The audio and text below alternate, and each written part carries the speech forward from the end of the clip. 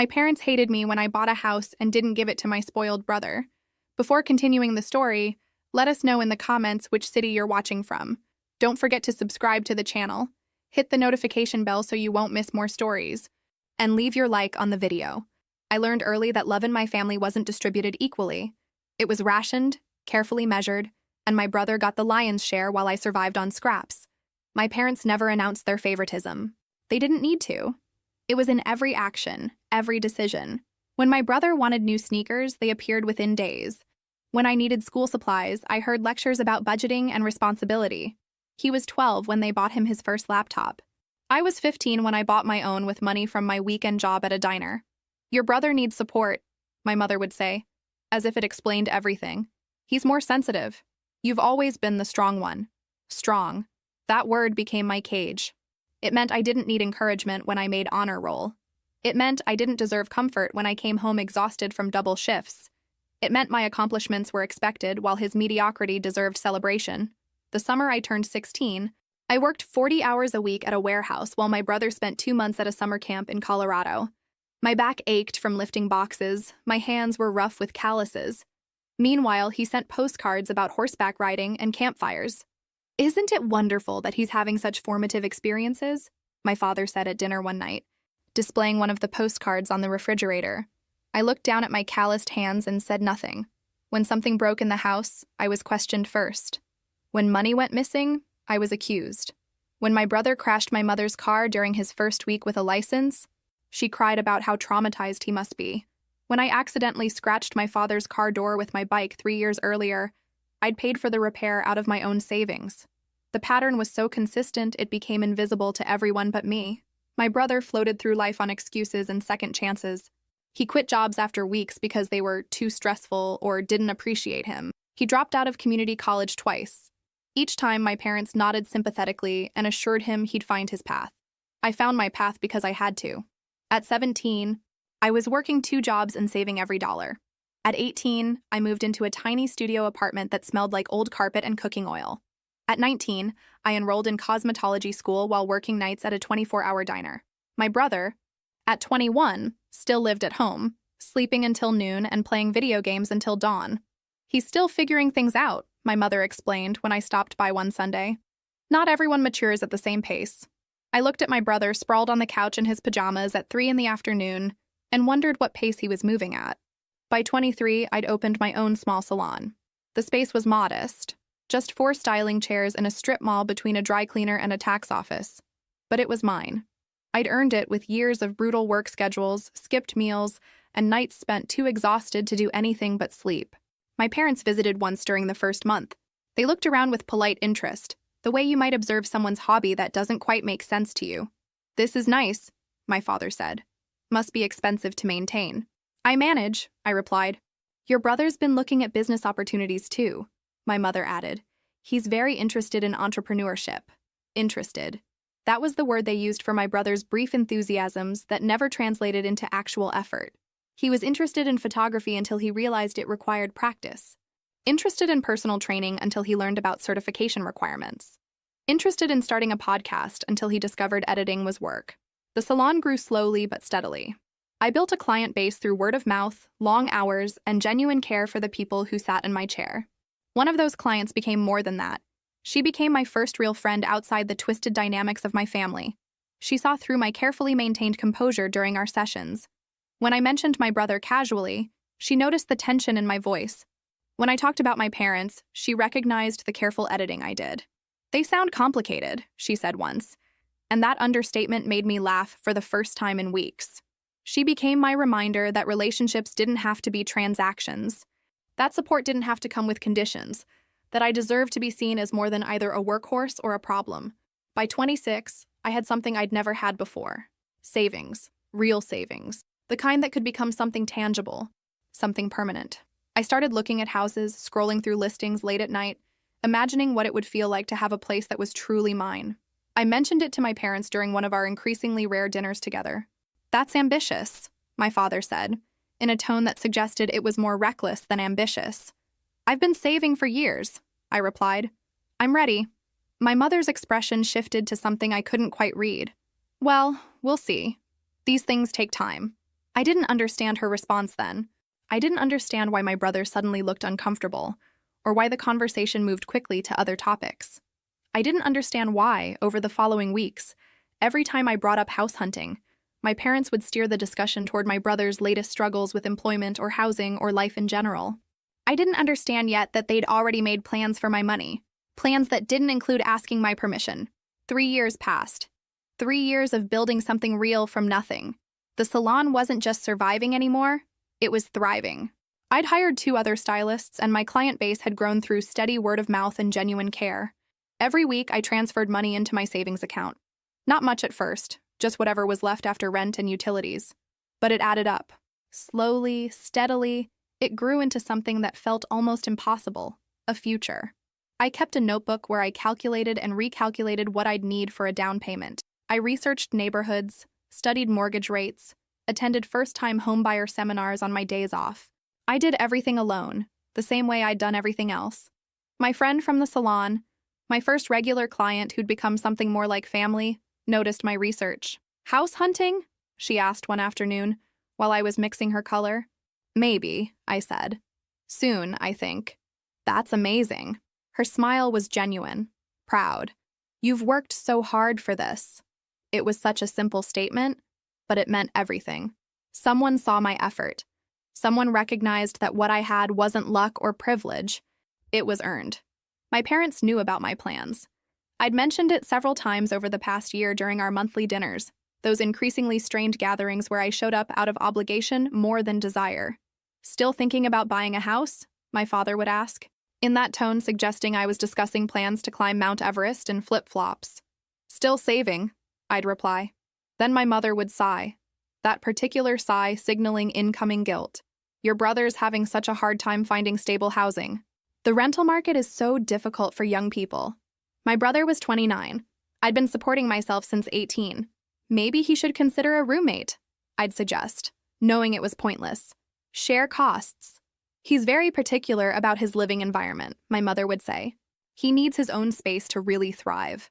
I'd lived in a studio apartment the size of most people's living rooms for 5 years. I'd shared a 2-bedroom with 3 other people before that. But sure, my brother needed his own space to thrive. The conversations always followed the same pattern. I'd mention my progress, my plans. My parents would listen with distracted attention, then pivot to my brother's struggles, his needs, his sensitivities. Every family dinner became a reminder that my achievements were footnotes to his failures. But I kept saving. By 27, I had enough for a down payment on a modest house in a decent neighborhood. Not anything fancy, just a small 2-bedroom with a yard big enough for some flowers. Something mine. My friend helped me research neighborhoods, checked crime statistics, reviewed school ratings even though I had no kids. She got excited about kitchen layouts and backyard potential. "You should start looking seriously," she said one day. "You're ready." I was ready. Financially, emotionally, practically ready. I'd worked for over a decade for this moment. I'd sacrificed social life, vacations, new clothes, nights out. I'd chosen the future over the present in 1,000 small ways. I mentioned my timeline at the next family dinner. "I'm planning to start seriously house hunting next month." My mother's fork paused halfway to her mouth. My father exchanged a look with her, something quick and unreadable. "That's quite soon," my father said slowly. "I've been planning this for 3 years." "Yes, but—" my mother started, then stopped. "Have you thought about all the costs involved? Maintenance, repairs, property taxes?" "I've researched everything," I said. "I know what I'm getting into." My brother, who'd been quiet through most of dinner, suddenly spoke. "Must be nice to have that kind of money saved up." The resentment in his voice was palpable. I looked at him, at this man who'd never held a job longer than 4 months, who still asked our parents for money at nearly 30. "I worked for it," I said simply. "Some people have to work harder than others," my mother said quickly, placing her hand over my brother's. "Everyone's journey is different." I recognized the dismissal for what it was. My hard work was just easier circumstances in their narrative. My brother's inability to save money or take responsibility was a journey that deserved compassion. The evening ended earlier than usual. I noticed the way my parents kept exchanging glances, how they'd steer conversation away whenever I brought up specific houses. I noticed my brother's sullen silence, his bitter looks when I talked about my plans. I didn't understand what those looks meant yet. I didn't realize they weren't just reacting to my news. They were reacting to their own plans falling apart. Plans they'd made without asking me. Plans that involved my money, my sacrifice, my decade of work. Plans where I was a supporting character in the story of making my brother's life easier. I should have seen it coming. All the signs were there, scattered through years of conversations and redirected discussions. But I'd been too focused on my own goal, too determined to finally have something that was mine. I'd learn soon enough, in the most painful way possible. The discovery happened on a Tuesday afternoon, completely by accident. I'd stopped by my parents' house to drop off some paperwork they needed for their taxes. I did their taxes every year, one of those small responsibilities I'd somehow inherited without anyone asking. My brother certainly wasn't going to do it. I let myself in with my key, calling out as I entered. No response. Their cars were both in the driveway, so I figured they might be in the backyard or upstairs. I headed toward the kitchen to leave the papers on the counter. That's when I heard voices coming from my father's study. The door was slightly ajar, and I could hear my mother's voice clearly. She mentioned next month, my mother was saying. That's perfect timing. The place on Maple Street is still available. Has he been to see it yet? My father asked. 3 times. He loves it. 2 bedrooms, nice yard, quiet neighborhood. Exactly what he needs to finally settle down. I froze in the hallway, papers still in my hand. And she has enough? My father asked. More than enough for the down payment. She's been very responsible with her saving, I'll give her that. The pride in her voice at my responsibility lasted exactly 1 sentence before she continued. It'll be good for her too, finally contributing to the family in a meaningful way. My chest felt tight. I couldn't move, couldn't breathe properly. What if she objects? My father asked. My mother laughed, actually laughed. She won't. She never does. Besides, it's time she helped her brother. He struggled for so long, and she's done so well with that little salon of hers. It's only fair. We should probably talk to her about it soon, my father said, though his tone suggested he wasn't particularly worried about my reaction. I'll bring it up at dinner this weekend. Frame it as helping family. She's always been the responsible one, the strong one. She'll understand it's the right thing to do. I stood there in the hallway, my whole body numb. They weren't suggesting I help my brother with a down payment. They were planning for me to buy him a house. My house. The house I'd spent a decade saving for, dreaming about, planning for. And they'd discussed it with him, multiple times. He'd looked at properties. He'd chosen one. They'd all decided together what to do with my money, my life, my future. The responsible one, the strong one. Those words I'd heard my entire life suddenly crystallized into their true meaning. The one who sacrifices. The one who gives up what she wants. The one who exists to make other people's lives easier. I backed away from the study, my footsteps careful and quiet on the hardwood floor. I set the tax papers on the entry table and left the house as silently as I'd entered, pulling the door closed with a soft click. I sat in my car for 20 minutes before I could trust myself to drive. My hands shook on the steering wheel. I felt sick, dizzy with the weight of what I'd learned. They'd never planned to let me buy my own house. They'd known about my savings for years, watched me scrimp and sacrifice, listened to me talk about my plans. And the whole time, they'd been making their own plans for that money. It wasn't even a request they were planning. It was an assumption, a foregone conclusion. Of course I would give my brother what he wanted. Of course I would sacrifice my dreams for his comfort. That's what I did. That's what I'd always done. Except I hadn't. Not really. I'd moved out at 18. I'd built my own business. I'd saved my own money. I'd made my own plans. But in their minds, I was still that teenager they could assign responsibilities to. Still that reliable daughter who would do what was expected without complaint. The strong one. The responsible one. The one who didn't need anything, because she could handle everything alone. I drove to the salon even though it was my day off. I let myself in through the back door and sat in my styling chair, staring at my reflection in the mirror. This woman who looked back at me had built something real. She'd earned every dollar in her savings account. She'd worked jobs that left her exhausted and in pain. She'd sacrificed years of her youth to create a future, and her family thought that future belonged to someone else. My friend called that evening. I told her everything, the words spilling out in an angry rush that left me breathless. "That's insane," she said. "You know that's completely insane, right?" "They think it's fair," I said. "They think I owe him this." "You don't owe anyone your life," she said firmly. "What are you going to do?" I looked around my apartment, this space I'd been planning to leave. I thought about the notebook full of calculations, the research, the dreams. I thought about my brother, 29 years old, and still expecting other people to solve his problems. "I'm going to buy a house," I said. "Good," my friend said. "When?" I pulled up the real estate website on my laptop, scrolling through listings I'd bookmarked weeks ago. Tomorrow, I said. I'm buying it tomorrow. The 30 days passed in a blur of inspections, appraisals, and final paperwork. I maintained my silence with my family, showing up to occasional dinners, deflecting questions about house hunting with vague responses about still looking. My mother seemed satisfied with this, probably reporting back that I was being appropriately manageable. I closed on the house on a Friday afternoon. The agent handed me the keys, and I sat in my car outside the empty cottage, holding those keys like they were made of something precious. They represented freedom, choice, autonomy. My friend helped me move that weekend. I didn't have much furniture, just what I'd accumulated in my small apartment. We made multiple trips in her truck, laughing and celebrating this milestone that was entirely my own.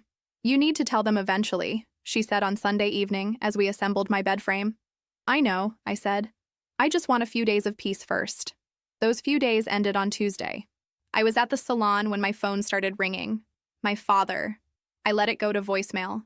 30 seconds later, it rang again. My mother. Then my brother. Then my father again. My stomach dropped. They knew. I checked my voicemail. My father's voice was tight with barely controlled anger. We need to talk. Immediately. Call me back. I didn't call back. The calls continued throughout the day. 10, 15, 20 missed calls. Text messages flooded in. From my mother. How could you do this without telling us? From my father. Call me now. From my brother. You bought a house? Are you serious? I turned my phone on silent and tried to focus on work, but my hands were shaking. By the time I closed the salon that evening, I had 37 missed calls and too many messages to count. I sat in my car, staring at my phone, trying to summon courage. I drove to my new house instead. My house. I let myself in, turned on the lights, looked around at the space that was still mostly empty but completely mine. They couldn't take this from me. They could be angry, disappointed, furious, but they couldn't take this. My phone rang again.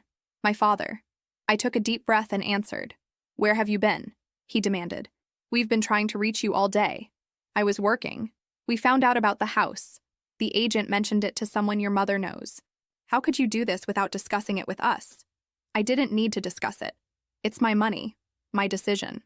Your money? My father's voice rose. After everything we've done for you, after we raised you, supported you, I almost laughed. Supported me. They'd supported my brother. I'd supported myself since I was 16. You did support me until I was 18. Then I supported myself. This house was bought with money I earned. You knew your brother needed help, my father said. You knew he was looking for a place. We had plans. You had plans. Plans you made without asking me. Plans that involved my money and my future, and you never once thought to include me. Because we knew you'd be difficult about it. My mother's voice came through. She was on speakerphone. We knew you'd be selfish. Selfish, there it was, the word I'd been waiting for. I worked for 10 years for this house. I sacrificed everything for it. That's not selfish. That's called earning something. Your brother can't afford his own place, my mother said, crying now. He's struggling, and you could have helped him. You could have done the right thing. The right thing would have been asking me. The right thing would have been letting me make my own choices. The right thing would have been treating me like an adult instead of an ATM. How dare you, my father said. After everything, how dare you speak to your mother that way? I'm done with this conversation. I bought a house. It's mine. That's the end of it. If you don't transfer that house to your brother, my father said, his voice cold and hard, you are no longer part of this family. Do you understand? You will be choosing a house over your own flesh and blood. The ultimatum hung in the air. I looked around at my empty living room, at the walls that needed painting. I thought about my brother, who'd never worked for anything. I thought about my parents, who'd spent 3 decades treating me like my only value was in what I could provide. Then I guess I'm choosing the house, I said quietly. My mother's sob was loud through the speaker. You're destroying this family. No, I said. I'm finally choosing myself. There's a difference. I hung up before they could respond. My phone immediately started ringing again, but I turned it off completely. I sat on the floor of my empty house in the silence that followed and waited to feel guilty, waited for the doubt to creep in. It didn't come. Instead, I felt something lighter, something I hadn't felt in years. Relief. The silence lasted 3 days. 3 blessed days where I could breathe. I painted bedroom walls, refinished kitchen cabinets, planted herbs in the garden. Each small improvement felt like proof that this was real, that this was mine. On the fourth day, my phone buzzed with a notification, a text message to the family group chat, the one I'd forgotten I was still part of. My brother had sent a message meant for my father, but he'd accidentally sent it to the group instead. If we keep pressuring her, she'll crack. Mom needs to cry more when she talks to her. Make her feel guilty about breaking up the family. Dad should threaten to cut her out of the will. She'll cave within a week if we make her feel isolated enough. I stared at the message, reading it 3 times to make sure I understood. It wasn't just that they were angry or disappointed. They had a strategy, a plan to manipulate me, to use guilt and threats as weapons to get what they wanted. Within seconds, my brother realized his mistake. Wrong chat, sorry. Then desperately, that was a joke. Obviously. My mother chimed in, we're just worried about you. Please call us. My father, we need to discuss this as a family. I took screenshots of everything before my brother could delete the messages. Then I left the group chat without responding. My hands were shaking, but not from fear or guilt. From anger. Pure, white-hot anger at the calculated nature of their manipulation. At the casual way my brother had outlined their strategy, as if breaking me down psychologically was just another problem to solve. My friend called that evening, her regular check-in. I told her everything. That's actually insane, she said. That's like genuinely unhinged behavior. They think it's normal, I said. They think they're entitled to my money, my work, my life, and they're shocked that I'm not playing along. What are you going to do? I looked at the screenshots on my phone, evidence of exactly what they thought of me, how they saw me. Not as a person, but as an obstacle to overcome. I'm going to do nothing, I said. I'm going to live my life and let them deal with their own. Good, she said firmly. You don't owe them anything, especially not after this. But they weren't done trying. Over the next week, the calls started again. Not from my parents this time, but from extended family members I barely spoke to. My aunt, whom I'd seen maybe twice in the last 5 years. My grandmother, who'd never shown much interest in my life. Even my father's brother, who'd always been distant. They all called with variations of the same message. Family is important. Your brother is struggling. Couldn't you help just this once? Think about your parents' feelings. It became clear that my parents had launched a campaign, recruiting anyone they could to pressure me. They'd painted themselves as victims of my selfishness. My brother as someone deserving of pity and help. None of them asked my side of the story. None of them questioned why my brother, at nearly 30, couldn't support himself. None of them seemed to find it strange that my parents expected me to buy him a house. I kept my responses brief and consistent. This is between me and my immediate family. I appreciate your concern, but I won't be discussing this further. 2 weeks after the accidental group chat message, a letter arrived at my salon. Not at my new address, which they didn't have. At the salon, delivered by certified mail. It was from a law firm, threatening legal action if I didn't return the family's investment in my education and upbringing. They were claiming that my parents had financially supported me with the expectation of future reciprocity. It was nonsense, legally speaking, but it was telling. They were desperate enough to try intimidation tactics, to make official-sounding threats in the hope that I'd be scared into compliance. I consulted a lawyer anyway. She read the letter and actually laughed. "This is garbage," she said. "There's no legal basis for any of this, but I'd recommend sending a cease and desist letter. Let them know that any further harassment will result in actual legal action from you." I authorized the letter that same day. Something formal and intimidating, citing harassment laws and demanding all contact stop immediately. "Are you sure about this?" she asked before sending it. "This is pretty much the nuclear option with family." "They went nuclear first," I said. "I'm just responding." The letter was sent. For 48 hours, there was complete silence. Then my mother called from a number I didn't recognize. I answered without thinking, assuming it was a client. "You sent your own parents a legal threat?" she said, her voice shaking with what I assumed was rage or tears or both. "You're really going to do this to us?" "You sent one first," I pointed out. "That was just to make you see reason. We never would have actually sued you.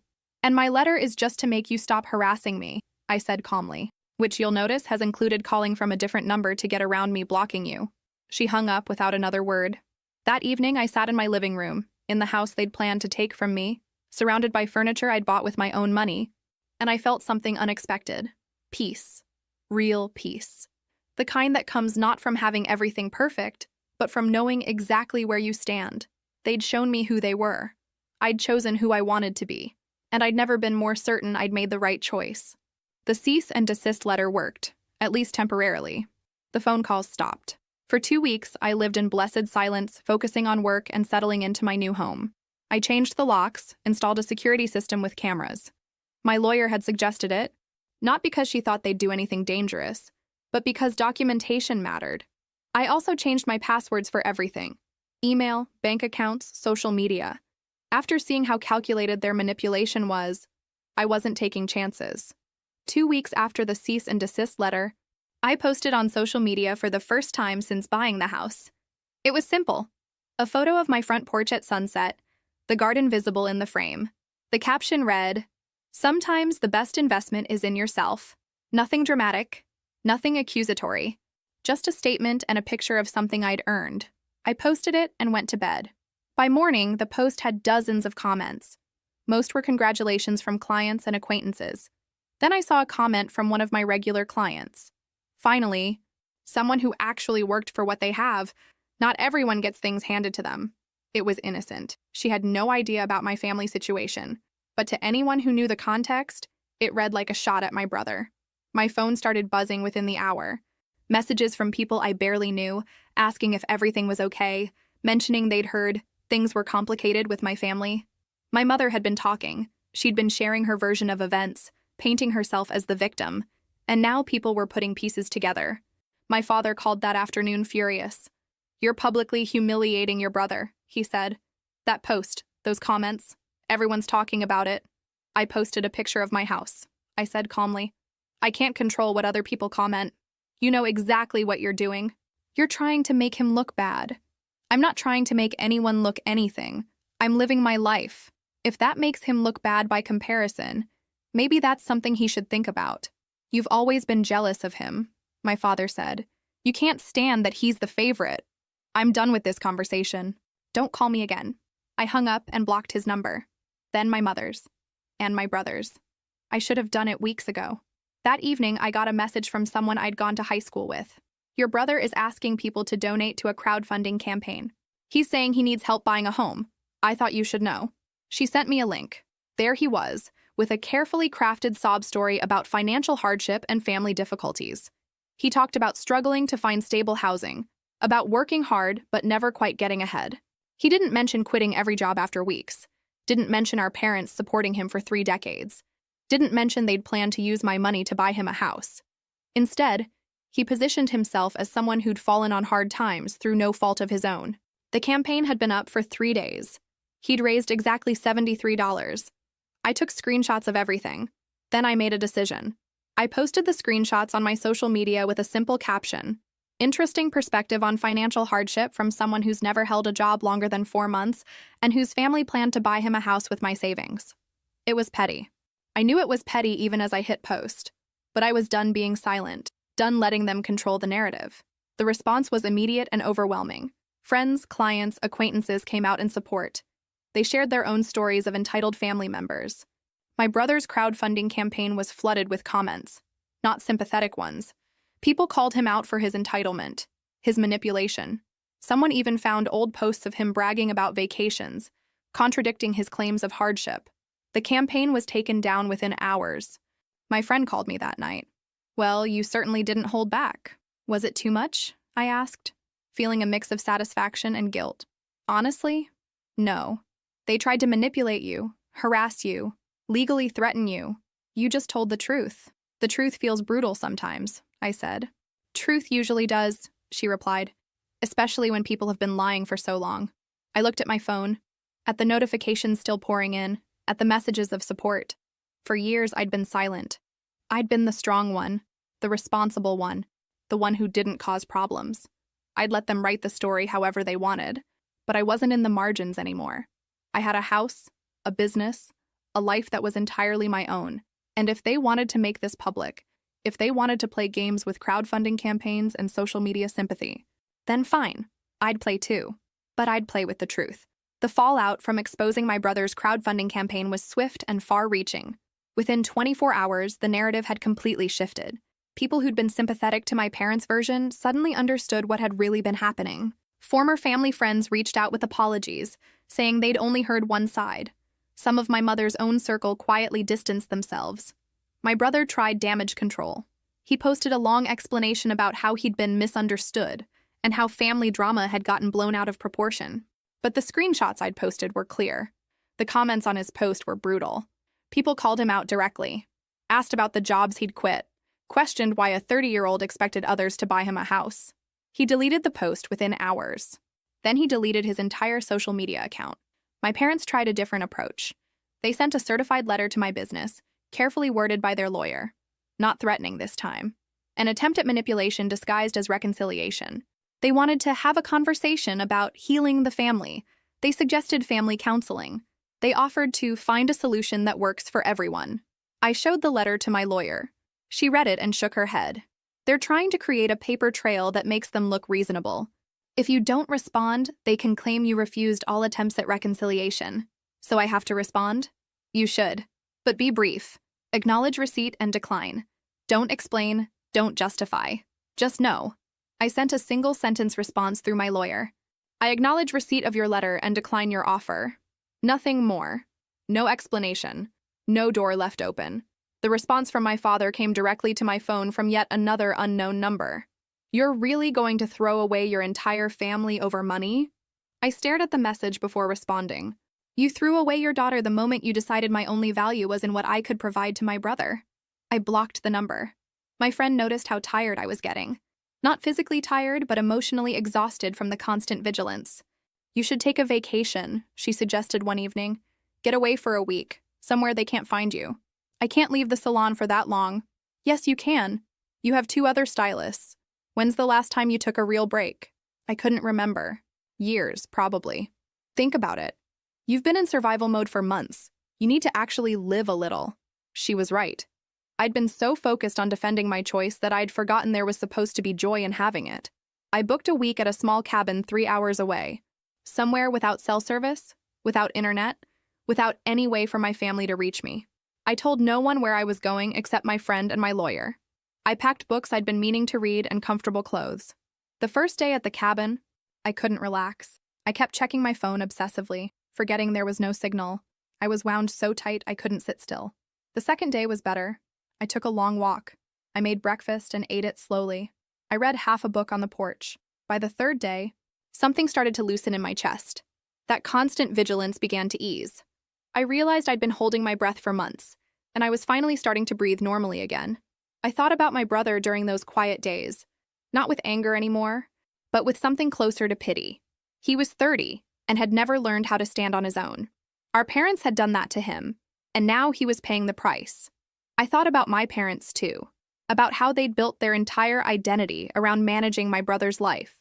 They'd invested everything in the wrong child, and now they were seeing the return on that investment. And I thought about myself, about the girl who'd worked in a warehouse at 16 while her brother went to summer camp, about the woman who'd opened a salon with determination and savings, about the person I'd become, despite everything.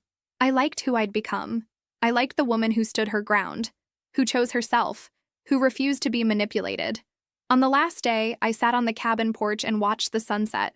I thought about going home, back to my house, my business, my life. And for the first time in a long time, I felt excited about it instead of defensive. They hadn't taken anything from me. They'd revealed themselves, and I'd chosen accordingly. When I returned home, there were no messages waiting, no new attempts at contact. The silence felt different now, less like the calm before a storm and more like actual peace. My friend was waiting at my house when I pulled into the driveway. "Well?" she asked. "How was it?" "Necessary," I said. "Really necessary." We sat on the porch together, drinking coffee and talking about nothing important. Normal things. Work and books and plans for the weekend. I'd spent so long fighting that I'd forgotten what normal felt like. It felt good. 2 months passed. 2 months of actual peace, of living without waiting for the other shoe to drop. I worked at the salon, tended my garden, had dinner with my friend. Normal things that felt revolutionary. Then, on a Tuesday morning, another certified letter arrived at the salon. My heart sank. Not again. Not when things had finally settled. This time, it wasn't from my parents' lawyer. It was from a different law office. It was a notice of their intent to file a lawsuit. Not the empty threat from before, but actual formal notice. They were suing me for emotional distress and alienation of affection, and claims that made my head spin. The amount they were claiming, exactly the value of my house. I sat down heavily. They were actually doing this, trying to take my house through the legal system after everything else had failed. I called my lawyer immediately. They can't do this, right? I asked, hearing the panic in my voice. She was quiet as she read through the photographed letter. They can file it. Whether it has merit is another question. These claims are weak, very weak, but defending against even a frivolous lawsuit costs time and money. So they're just trying to bleed me dry? Probably. Or they're hoping you'll settle to make it go away, which I strongly advise against. I'm not settling. I'm not giving them a cent. Good. Then we'll file a motion to dismiss and counterclaim for legal fees. But I need to be honest. This could take months, maybe longer. And it's going to be expensive. I looked around my salon, at the business I'd built. I thought about my house. Do what you need to do, I'm not backing down. The lawsuit became public record within days. My clients asked about it. My friend was furious. Even people I barely knew reached out with support. My parents, meanwhile, told anyone who would listen that they'd been forced to take legal action because I'd refused all reasonable attempts at reconciliation. Some people believed them. A few clients stopped coming. Not many, but enough to notice. People from my parents' social circle. They'd chosen a side, and it wasn't mine. 3 weeks after the lawsuit was filed, my father called the salon directly. The business line. One of my stylists came to get me. Your father's on the phone. He says it's urgent. I considered not taking it, but something in me needed to hear what he had to say. Yes? I said, my voice cold. We need to talk, before this gets any further. You filed a lawsuit against me. I think we're pretty far already. That can all go away. We can drop it today. We just need you to be reasonable. Reasonable. What does reasonable mean to you? Transfer the house to your brother, or sell it and give him the proceeds. We're not trying to punish you. We just want what's fair. I almost laughed. You filed a lawsuit for emotional distress. You're trying to take my house through the courts after manipulation, harassment, and public humiliation didn't work. And you think that's not punishment? Your brother is in a bad place, my father said, his voice cracking. He's living in a studio apartment he can't afford. He's depressed. He's struggling, and you could help him, and you're choosing not to. He's 30 years old. He's struggling because you never taught him how to work, how to stand on his own. You created this situation, not me. So you're going to let your own brother suffer? I'm going to let my adult brother experience the natural consequences of his choices and your parenting. If you don't drop this, we're going forward with the lawsuit. We'll take this all the way. We'll make sure everyone knows what kind of person you are. They already know, because you've been telling them, and it hasn't worked. So go ahead, file your lawsuit. But I'm not giving you my house, and I'm not giving you my money, and I'm not giving you one more second of my peace. I hung up before he could respond. My hand was shaking. One of my stylists came over and squeezed my shoulder. You okay? I will be. That evening, I met with my lawyer to go over strategy. She'd filed the motion to dismiss and the counterclaim for legal fees. Now we waited. The judge will likely see this for what it is, a shakedown. But we need to be prepared for the possibility it goes to trial. How long could that take? Worst case? A year. Maybe more. A year of this hanging over my head. I can handle a year, I said, with more confidence than I felt. I drove home and sat on the porch in the growing dark. I thought about giving up, about how much easier it would be to just sell the house, give them what they wanted, and move on. But then I thought about what that would mean. They'd won. Manipulation and harassment and legal intimidation actually worked. I'd learned nothing, changed nothing, chosen nothing. I'd bought this house to prove I could choose myself. Giving it up now would be the ultimate betrayal of everything I'd fought for. So I wouldn't. No matter how long it took, no matter how much it cost, no matter how exhausting it became, this was my line in the sand, and I wasn't moving. 4 months into the lawsuit, something shifted. My lawyer called with news. Their lawyer wants to meet, off the record, to discuss settlement. I already told them no settlement. I know, but hear me out. Our motion to dismiss was granted on 2 of their 3 claims. The judge called them without merit.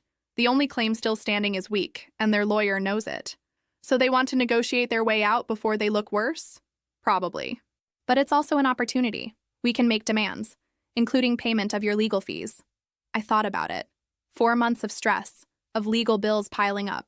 Okay, but I'm not giving up anything. Not the house, not money, nothing. Understood. The meeting was held at a neutral location, a conference room downtown. My lawyer and I arrived first. My parents' lawyer came in alone, looking tired. "Where are my parents?" I asked.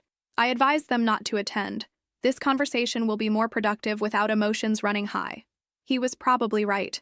He laid out their position, which had changed significantly. They were willing to drop the lawsuit completely if I agreed to give my brother $20,000.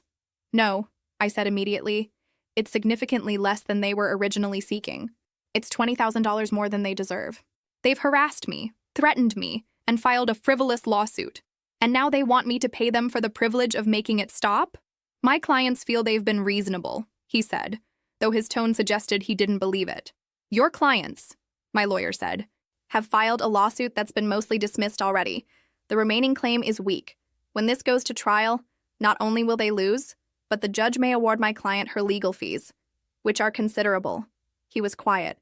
"What would your client accept?" "Complete dismissal with prejudice, meaning they can never file these claims again, a written apology, and payment of my client's legal fees to date. They'll never agree to payment of fees. Then we'll see them in court," I said, standing up. "I'm done negotiating with people who think I owe them my life." We left. As we walked to the parking garage, my lawyer grinned. That was satisfying. "Think they'll agree?" "To the legal fees? Probably not, but they might agree to everything else just to make this go away. They're losing in the court of public opinion and in actual court." 3 days later, their lawyer called back. They'd agreed to dismiss with prejudice and provide a written statement. Not an apology, but a statement acknowledging the dismissal and agreeing to no further legal action. They wouldn't pay my legal fees. "Take it," my lawyer advised. "You've won. They're giving up. The legal fees suck, but you'll recover, and this ends it definitively." I thought about holding out, but I was tired, so tired of fighting. "Okay, I'll take it." The paperwork was filed within a week. The lawsuit was officially dismissed with prejudice. The written statement was vague and legalistic, but it was there. They were done. My friend took me out to dinner to celebrate. "How does it feel?" "Strange, like I should feel more relieved than I do." "You've been in fight mode for almost a year. It takes time to come down from that." She was right. Even though it was over, I still found myself checking my phone obsessively, still jumped when the salon phone rang. But slowly, over the following weeks, the tension began to ease. No more calls. No more letters. No more threats. Just silence. Real silence. The kind that meant it was actually over. 1 month after the lawsuit was dismissed, I was at the grocery store when I saw my brother. He was in the produce section, looking thin and tired, wearing clothes that had seen better days. We made eye contact. For a moment, neither of us moved. Then he looked away first and walked quickly in the other direction. I stood there, holding a bag of apples, feeling something complicated. Not satisfaction. Not pity. Something closer to sadness for what could have been different if our parents had raised us both instead of just him. But he was 30 years old now. Whatever he did with his life from here was his choice. I couldn't fix him. Couldn't save him. Couldn't make up for decades of learned helplessness. All I could do was live my own life. I finished my shopping and went home to my house. I made dinner in my kitchen, ate it on my porch, watched the sunset over my garden. It was mine. All of it. Earned through work and sacrifice and the courage to choose myself. They'd tried everything. Manipulation, guilt, harassment, legal threats, lawsuits. And I'd survived all of it. More than survived. I'd won. Not because I'd destroyed them or gotten revenge. I'd won because I'd kept what was mine. Because I'd refused to let them rewrite my story or steal my future. I'd won because I was free. 6 months after the lawsuit was dismissed, I thought the story was over.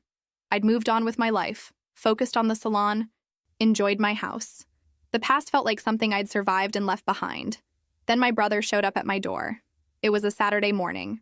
I was still in pajamas drinking coffee on the porch when I saw him walking up the driveway. He looked worse than at the grocery store. Thinner, more tired, wearing the same jacket. My first instinct was to go inside and lock the door. But something stopped me. Maybe curiosity.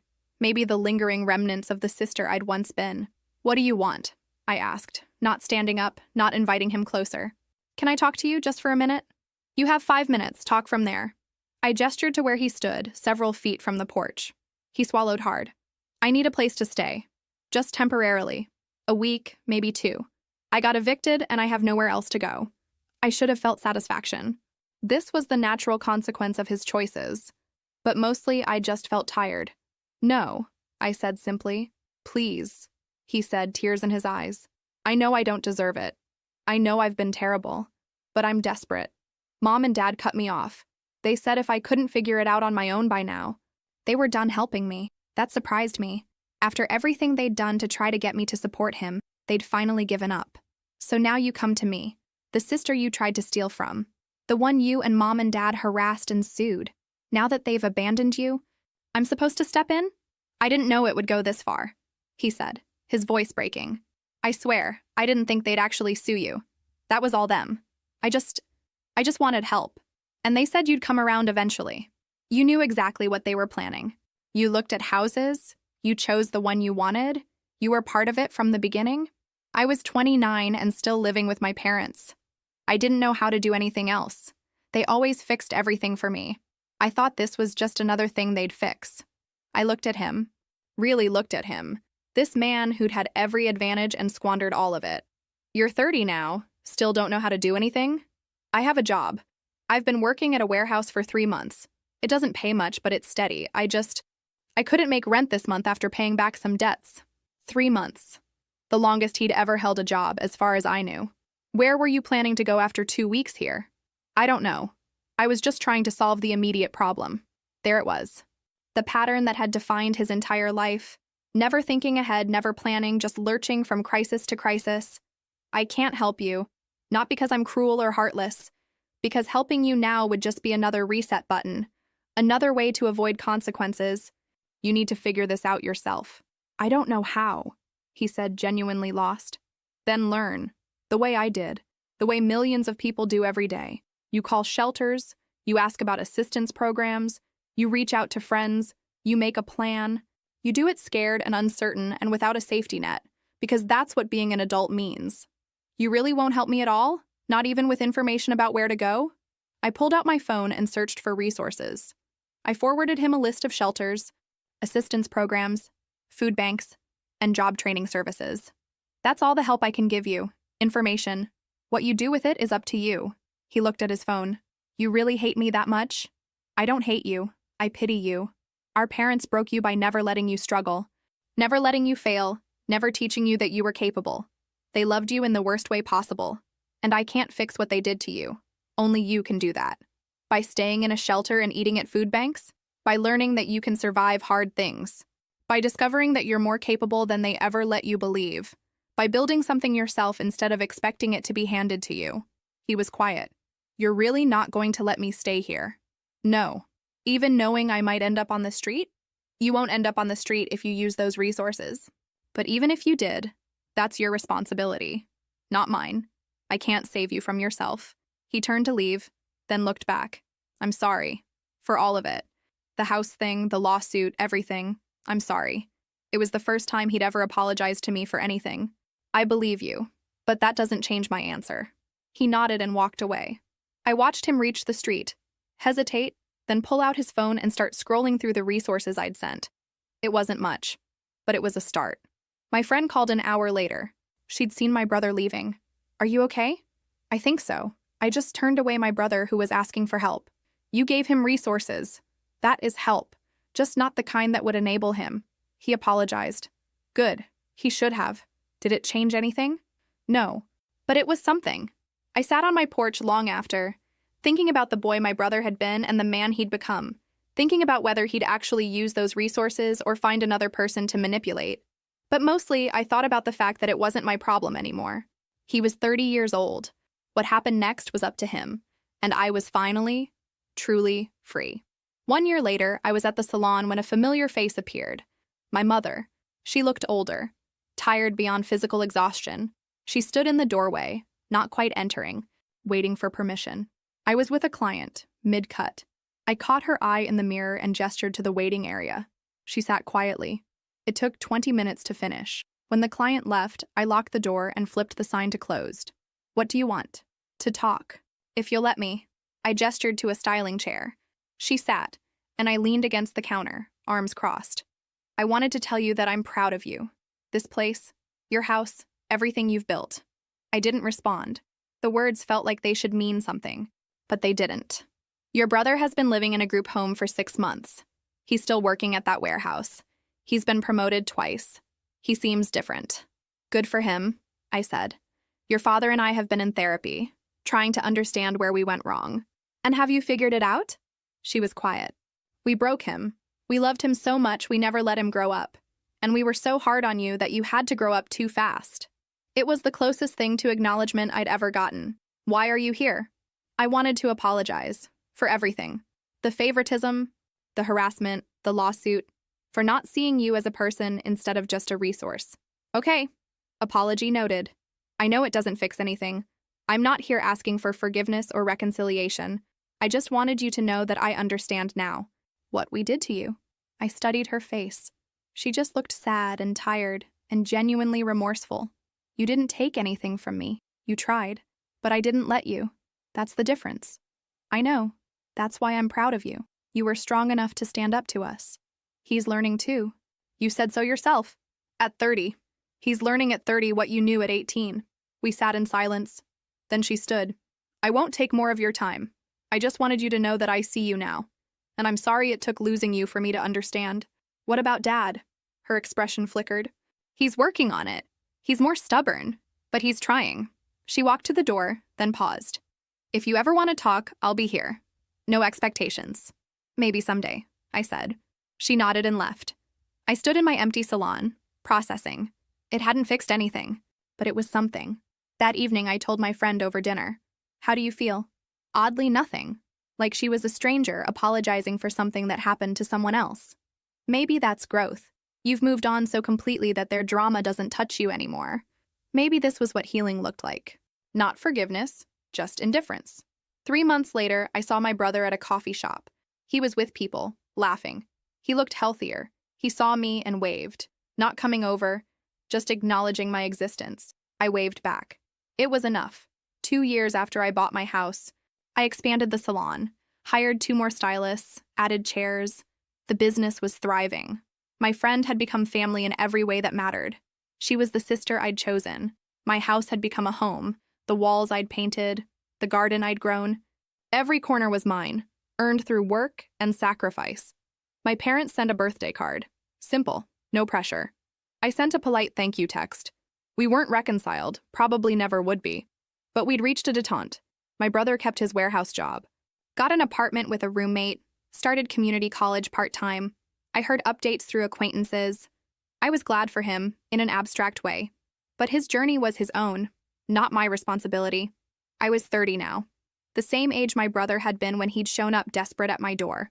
I thought about the girl I'd been at 16, working while he went to summer camp, the young woman at 23, opening a salon with determination, the person at 27, standing in an empty house with keys in hand. I'd fought for every single thing I had. No one had given me anything, and somehow, that made it all more precious. I sat on my porch one evening, watching the sunset over my garden, drinking coffee in my house earned through a decade of work. My phone buzzed. My friend asking if I wanted to catch a movie tomorrow. I smiled and texted yes. This was my life, built by my hands, chosen by my heart, earned through my refusal to be anything less than what I knew I could be. They'd tried to take it from me. They'd failed. Because in the end, I didn't just win a house. I won myself, and that was worth everything.